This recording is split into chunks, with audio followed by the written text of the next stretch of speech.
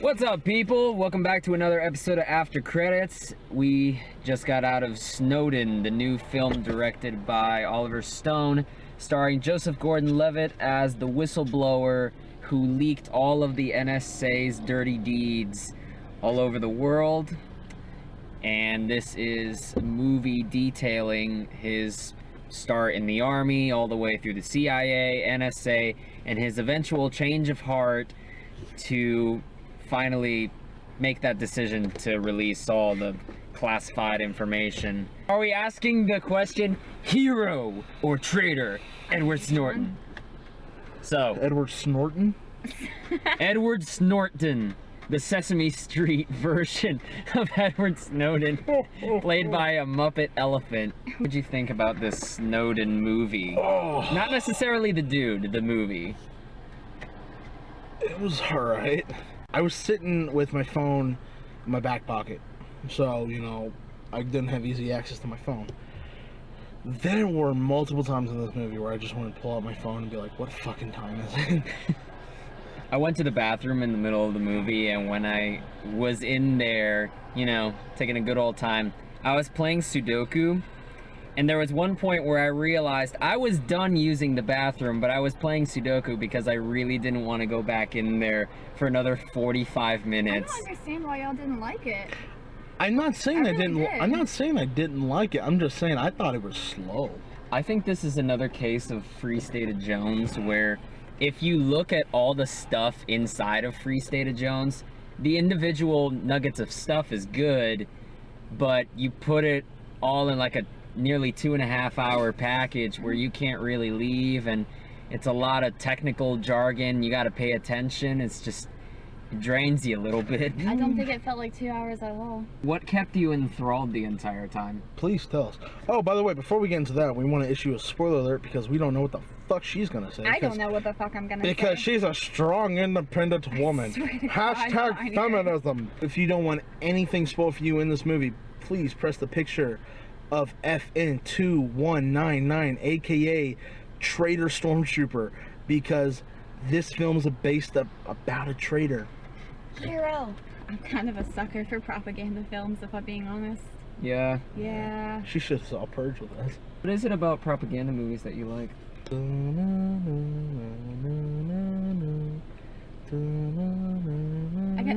It's just nice to see. Okay, fuck you. I saw it just crashed. Just I didn't even derailed. lose it. It just straight up blew up. Derailed like It's the like Snowden's Amtrak. life. They get me excited and angry, and I like movies that make me feel, even if it's angry. The thing with propaganda movies is I like breaking them down.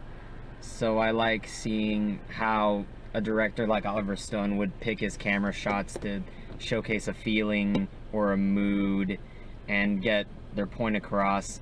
And the problems that I had were strictly in the script, because I felt like this script, written by Kieran Fitzgerald and Oliver Stone, I thought it wasn't subtle at all.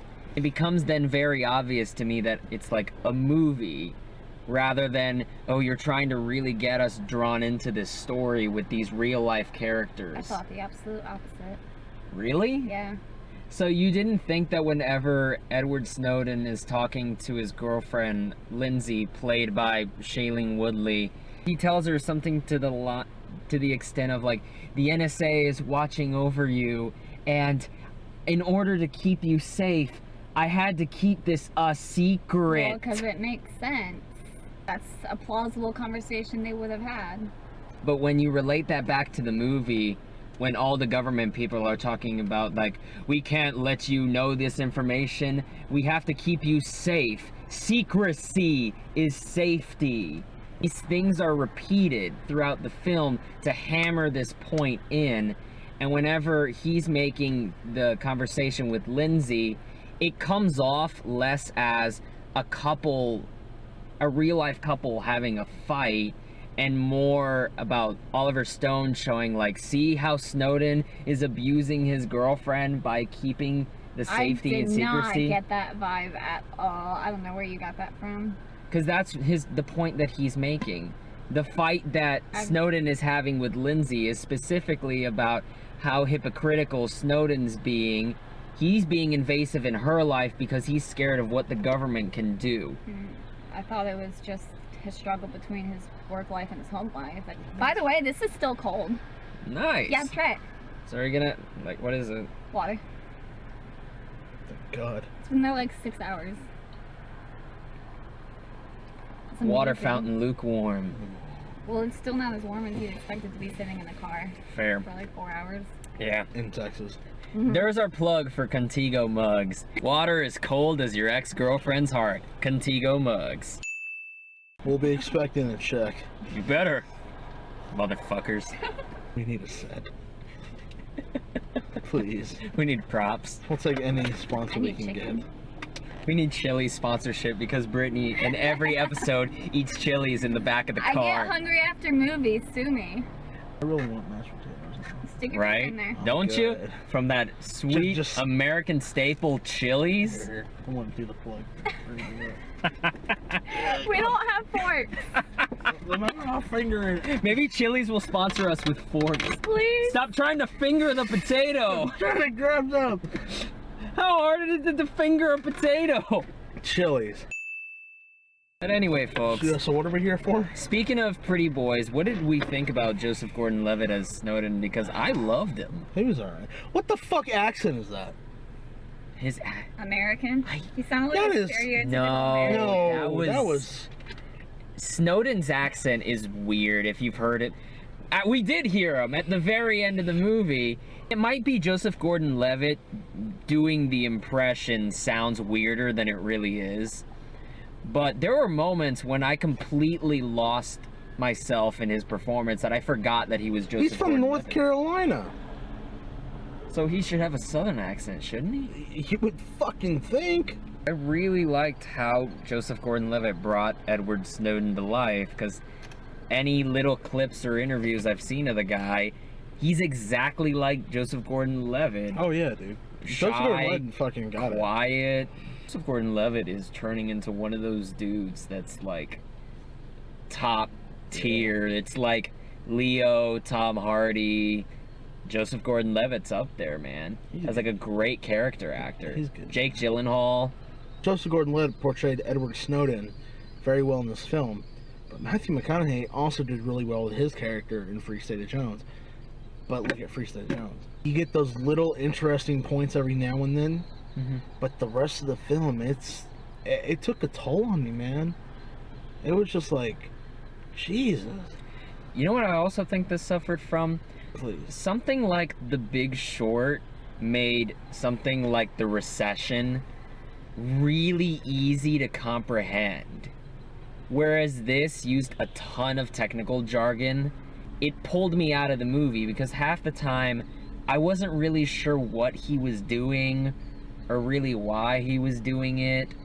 In the middle of all this technobabble, you get these really awkward, poorly written scenes with him and his girlfriend.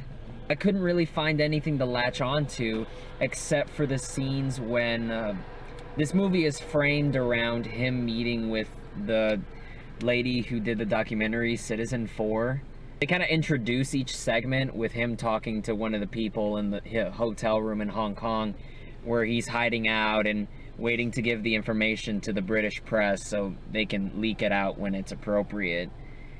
And I thought those scenes were really well done. But whenever they cut to, you know, a flashback or any of the scenes with Shailene Woodley, it really just lost my interest. Shailene Woodley wasn't bad. Joseph Gordon-Levitt was really good.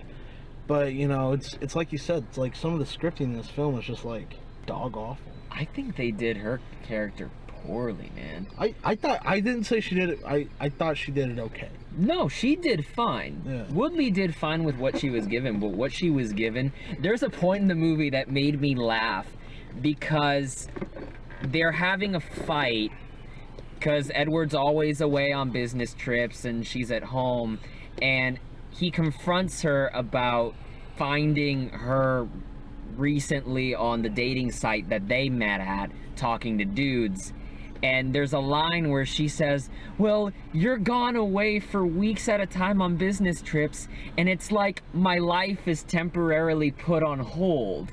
And I thought that was the perfect way to describe her character, that the only reason she was there was to give Snowden somebody to argue with. She was literally only there just for him, and I thought that Stone and Fitzgerald really did that character dirty by just putting her as the girlfriend character. And I think Shailene Woodley, when given a good role like in Fault in Our Stars, is a talented actress. Just, you gotta give her a part. Stone lingers on this sex scene between Snowden and Lindsay for a really awkwardly long amount of time, and then it ends in the funniest fucking way, because this is right after Snowden realizes that the NSA can hack laptops and turn on the cameras and the mics without the laptop ever being on, and so he's looking at the laptop in the corner of the room while they're fucking, and it just does this slow zoom with like creepy horror music. Yeah, it was pretty funny. And I'm imagining, you know, some guy on the other end just sitting at a table like... The thing that pissed me off about Snowden's character was how naive he was.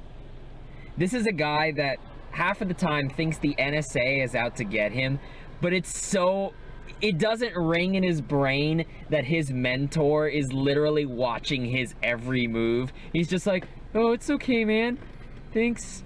He's just so awkward and non-confrontational. He doesn't fucking do anything about it. If y'all clicked on the time code, welcome back. We've been distracted and stumbling through our conversation of Snowden, because the short story is, it's long.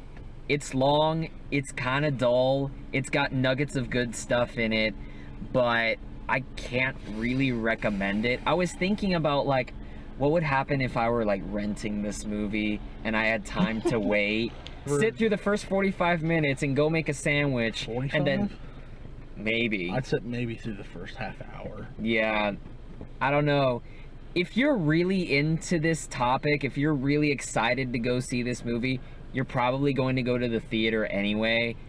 Prepare yourself. It's a long film. It's a slow film. And I kind of get what Stone was going for. Snowden is that guy that's trying to watch his cover and watch his back and go slow through things, make sure everything's right. So the movie is like that too. And I will say that Stone's direction is strong in that sense, that you constantly feel like somebody's watching you, somebody's watching Snowden at all times. Not in the subtlest of ways, but, you know, whatever works. I can't really say the movie's okay, because I feel like some of the script is off. So I'll go in the middle of not liking it and it being okay. I'll go 2.5. What Daniel said is what I was going to say. It felt like it dragged for me. Joseph Gordon-Levitt was good in this film. I really didn't find a character I didn't like. You know what we forgot to mention, though? Nicolas fucking Cage. Oh yeah. Nicolas Cage is in this movie, and he's easily the best part, because he's just Nick Caging it up, man. Chomping a cigar, drinking, and he was all like bugging out, and like I noticed he was like moving his top lip back a lot, and it's weird because when I can't do it the way he does without like stretching it back. But it was bothering me that he was doing it. But at the same time, it was Nick Cage. So I was just loving it. If you're a Nick Cage fan, you know, you'll dig this. You'll get a dig out of the total of like 4 minutes. I'm going to go 3.5 because Nick Cage. Fuck yeah. Nick Cage raises this an entire point. I liked it. I thought she was going to stab me. I disagree with most of what y'all were saying. Honestly, I thought it was a really good story that accurately told Snowden's story. I'd give it a 4. 4? Alright, not bad.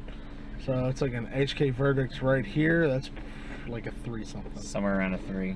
It's a film made for fans of Oliver Stone and the subject material, and if you're in that camp, you're gonna have a good time. Thank you very much for watching. If y'all like this video, feel free to click the like button down below. Also below is the subscribe button where you can be the first to find out when new content's coming up.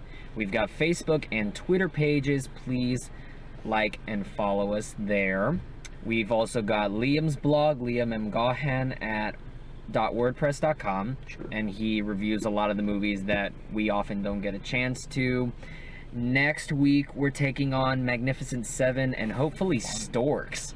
Finally, a film I'm actually excited to fucking see. Right? Jesus Christ. This whole last month has been like... Anyway, y'all have a good night. Take care. We'll see you around. Can't wait to see a good movie.